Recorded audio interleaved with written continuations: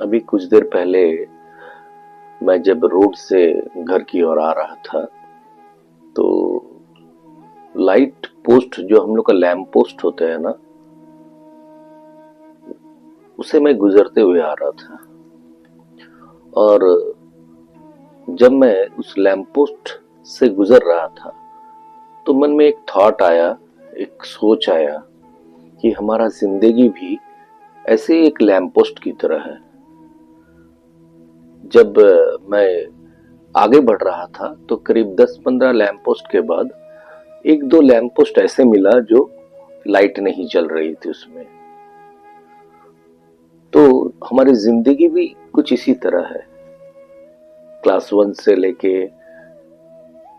हम लोग पढ़ाई स्टार्ट करते हैं और उस समय हमारा ये जो लैंप पोस्ट है ये एक एक साल, एक एक ईयर जो टीचर्स पेरेंट्स मिलके ये एक एक ईयर को आपका लाइट को लैंप पोस्ट की लाइट की तरह जलाते जाते हैं।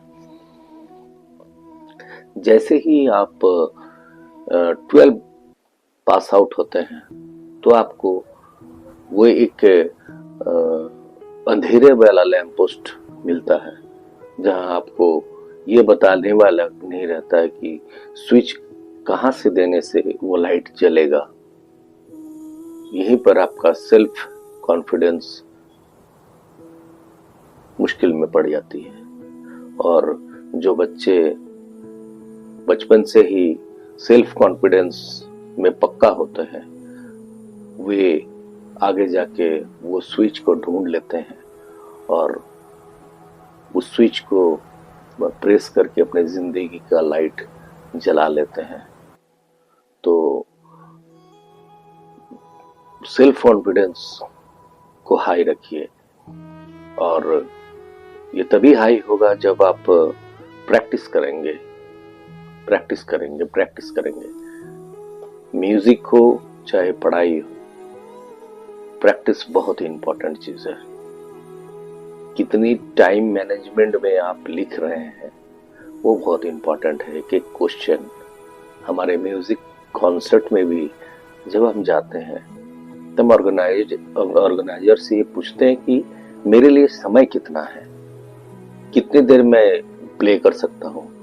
तो हर चीज का एक टाइमिंग होता है और उसी दरमियान हमको सारा चीज दिखाना पड़ता है।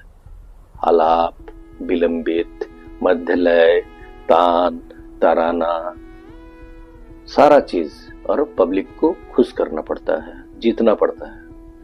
तो time management is very important part. तो सेल्फ कॉन्फिडेंस आप बना कर रखिए, कभी भी लड़खड़ाइए मत।